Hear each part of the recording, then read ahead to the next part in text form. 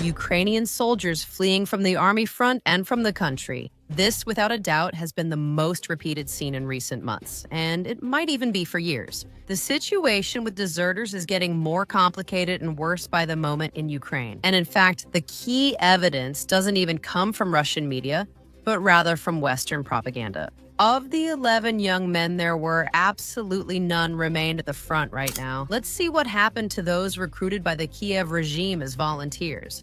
They were promised everything, but what exactly has become of them? And not only that, but we're here to analyze one of the main problems of the Ukrainian army in particular, and of Ukraine in general, which has practically overcome what at first might have seemed like the key problem, which is the lack of personnel. And not only that, but it's also constantly asserting the latter. What's happening with desertions on the Ukrainian front? What consequences will this have in the short, medium, and long term for the Kiev regime and for the Ukrainian conflict? In general terms, we are going to analyze this in detail and thoroughly in this report, so stay until the end because that's where you'll find out how. The Kiev regime, trying to remedy this problem, which I repeat, is practically becoming the main one. In fact, it is achieving the exact opposite, or in other words, by trying to mobilize as many people as possible, especially young people. It ends up completely demoralizing the few minimally motivated volunteers who were still left on the Ukrainian front. I'm Liu Sivaya, Donbass war correspondent and geopolitical analyst. Subscribe to this channel to stay up to date with the latest international news and, of course, the very latest updates on the Ukrainian conflict, reported directly from the scene. Let's get started. As usual, we'll start from the beginning. It's no surprise to anyone that Ukraine, which has been on the front lines for many months, is doing worse and worse. Now, in addition, the Russian Federation is stepping on the accelerator. One of the main problems of the Zelensky regime, especially in military terms, of course, is the lack of personnel. Or at least that's how it used to be. We were used to analyzing and seeing this situation, but actually now a much bigger problem is emerging, which, in any case, adds to it and even reinforces it. The first one, which is the issue of abandoning the front line, or in other words, desertions are happening on a massive scale. Yes, but something even more serious is happening in Ukraine. And the thing is, if before we used to talk about deserters in terms of those mobilized by the Kiev regime by force, now even Western propaganda. Just imagine how big this issue is now. It confirms to us that this is also happening among those who came as volunteers, even with large amounts of money offered by the Kiev regime, so that indeed they would stay on the front lines from the very beginning. It should be noted that the issue of lack of personnel is in fact the main one of all time of the Ukrainian army, especially within the terms of the special military operation. Ukraine is always lacking reserves, especially now when we are seeing that the front is falling apart for them in several directions at once. And to this, the Kiev regime has tried to solve it in two main ways. On one hand, by forcibly mobilizing the population. And in this sense, I don't even know if they're on the 11th or what number of mobilization wave they're on exactly. And on the other hand, they are trying to attract as many volunteers as possible to the front line. And in this very particular case, recently, a little less than a year ago, they decided to open a new direction, pressured, of course, conveniently by the West, which is the group of young people. Here we're talking about the group of young people between 18 and 24 years old, and Ukrainian propaganda, as well as Western propaganda, but especially, of course, Ukrainian propaganda, started telling them about the advantages of joining the army, basically from the very moment in which the one from Ukraine, the president of Ukraine, Ukraine of Ukraine, the one from Ukraine, the president of Ukraine, president of Ukraine.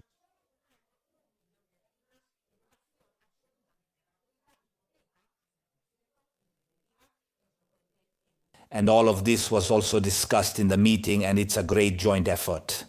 There, really, I think there's a very good offer for people who want to go for a year under contract. Yes, they can continue if they want, but it's a 1 year contract. And in the next few days, tomorrow or the day after, in the next 2 or 3 days, all the details will already be official. And some things are that a person will be able to earn in 1 year, on top of everything, 1 million hryvnias. And in addition to this, they will be able to choose a university without any exams after this year in the war, choose a higher education institution, and study for free. The state will pay for everything. Third, I would pay attention to the special conditions regarding the 0% mortgage. All the percentages will be covered by the state. There are still, without a doubt, many details that are very important conditions. Where are they going? Which brigades? It's an experimental contract, and all of this will be in the details. There are many things. Let's hope. If you think it ended with an official announcement, that's far from true. The government of Ukraine launched an entire campaign, especially aimed at young people who weren't looking too favorably on all of this. So, to explain to them what they would gain in this year of contract, they used a rather strange currency. Yes, but hamburgers too. How many cheeseburgers could you get for 1 million hryvnias? This is definitely a TikTok from the Ministry of Defense. That's an important question. Let's find out. A cheeseburger is 64 hryvnias, so 1 million hryvnias buys 15,625 cheeseburgers. I'm not suggesting you spend 1 million hryvnias on cheeseburgers. I'm proposing earning 1 million hryvnias. Are you between 18 and 24 years old? Do you want to defend Ukraine and join the armed forces of Ukraine? Just visit 1824 Army Governor UA, sign the contract, and get your million. You can spend it on cheeseburgers, an apartment, or anything you want. Have you seen the site and know the conditions? We're waiting for you. Too bad I'm not 18. A Big Mac for 64 hryvnias, or in other words, 15,625 burgers for 1 million. Great plan, easy, simple, and for the whole family. And also, to get these amazing 16,000 plus burgers, you didn't have to do much, just endure a year in the ranks of the Ukrainian army, that's all. In fact, given the current situation with the losses, I'd say anyone could do this. And yes, even the biggest idiot around should be able to do it. But it turns out that we're here to debunk this information and to show what the real development of this big initiative has actually been. Of an annual contract for young Ukrainians it's unclear if the goal is to win the war against the Russian Federation or leave Ukraine without a future. Ultimately, to answer this question, Western propaganda comes in to help us. The truth is, I never expected this kind of help in journalistic terms, much less coming from Reuters, but the truth is, yes, they did quite an important job monitoring the future of 11 young people who signed the contract with the Kiev regime, hoping to get that million hryvnias and all the other benefits that Vladimir Zelensky himself recently announced to us directly. And what a huge surprise. None of them are at the front. Currently, the fate they've faced has been quite valuable. On one hand, it's been quite colorful. On the other, anything but pretty. And the fate they've experienced has been very mixed on one hand. And on the other, anything but pretty. So, 4 of them ended up seriously injured. 3 are now listed as missing, which means they most likely died in combat. 2 deserted. 1 committed suicide. And the last one, the smartest of all, most likely got sick and had to leave the Ukrainian army. That is out of the 11 missing initially. None are currently serving in the Ukrainian army, so none received the much desired million hryvnias. From the start, I thought it sounded more like a silly lure than reality. However, the case Reuters presented to us, following the lives and destinies of the young people who ended up becoming soldiers in their country, for reasons that aren't very clear. It shows us 3 fundamental things when it comes to understanding the problem of desertions in particular, as well as the issue with military personnel in Ukraine. In general terms, namely, first of all, judging by the facts, the contract with young people between 18 and 24 years old has turned out to be a complete and utter failure for those who signed it. We can already see how lucky they were. The vast majority ended up running away, and I'm quite convinced that Western media, as usual, didn't show much of it. The second point comes from the first one, Or maybe it could be the other way around. Be that as it may, young people are also used by the Ukrainian army as cannon fodder. The Zelensky regime absolutely approves of this. In fact, it seems that they have been recruiting precisely for that purpose. In summary, 4 were seriously wounded, 3 are missing, 2 deserted, and 1 committed suicide. They certainly don't suggest the young people were just cleaning the rear mess halls. They saw the front lines, and most likely they saw it in a very direct way, which also confirms to us just how badly things are going for the Ukrainian soldiers. No military personnel are on the battlefield, and the few who remain, if they manage to survive, end up choosing to flee from the front. Anyway, thirdly, and finally, the desertions. It turns out it's not just something that happens to those who are mobilized by force, which, by the way, would be absolutely understandable, but it has also become a problem. Of those who, in the first place, joined the ranks of the Ukrainian army as volunteers. This, in fact, is confirmed by the head of Ukraine's assault units, Valentin Manko, who has spoken at length about the issue of desertions, saying that, indeed, they are part of the daily life of the Ukrainian army. He has emphasized that the Kiev regime is addressing this problem in a truly effective way. Let's go step by step. He says there are far more deserters in the Ukrainian army than in the Russian army. We are talking about a mobilization capacity on the part of Ukraine of about 30,000 men per month, of which, according to official data, just in the month of October 2025, around 21,000 soldiers deserted. 21,000 Desert Monthly, or a total pool of deserters that, according to official estimates, would be between 300,000 and 350,000 soldiers. However, the reality tells a different story, and there are quite a few sources within Ukraine that say there could be up to 1 million deserters in the country. In other words, the army of deserters could actually be larger than the country's regular army. This happens, continues Valentin Manko, because the fighting is very tough, and because there is a lack of good informational campaigns. Here, I think he is trying to cover up the real reasons, no matter what. That is, the corruption of the Kiev regime, the absolutely tragic situation of the Ukrainian army. Generally speaking, the fatigue of the population, among many other things. In fact, the reality is quite different. Young people are leaving the country in the front lines. This has recently been denounced by a member of the Ukrainian Rada, specifically Roman Kostenka, who is also the secretary of the Defense Committee of Ukraine. Thanks to criminal decisions about the release of our citizens. Now, don't shout that everyone needs to be sent to the front, especially the young people. At its core, the rear isn't only about weapons, the army, or mobilization. It's mainly about war, and especially the economy. When we hear on the radio that 121,000 young people who could work and support us have crossed our border, then I, as a statesman, ask myself, who are we counting on? If we let the entire border go, what about the nation? You go work in other countries and we stay here fighting for you along with the older generation, and everything is very bad. That's why proper high-quality mobilization must be organized in the rear. It's proper high-quality defense preparation, the work of the defense industrial complex. And there are many things that need to be done, and let's not think that it will happen on its own or that someone else will do it.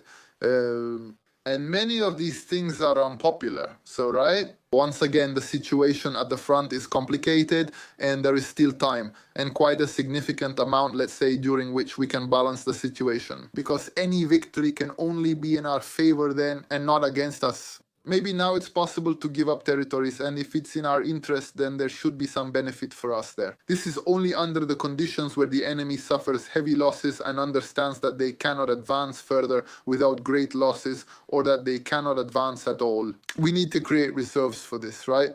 It's necessary to properly replenish the combat units. It's necessary to motivate people. It's necessary to motivate people to join the army.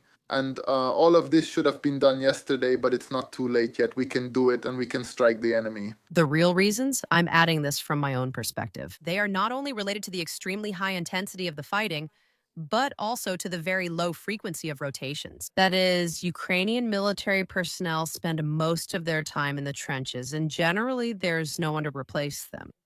In other words, they simply end up perishing there, which in turn demotivates those who come after them. Be that as it may, quite a few Ukrainian commanders, as well as members of parliament, complain about a complete lack of action on the part of the Kiev regime. When it comes to dealing with this situation, there are amnesties for those who decide to desert and then return to the ranks of the Ukrainian army because, indeed, they are short on cannon fodder. There is no real ability to go after those who decide to leave the army, even in times of greatest need.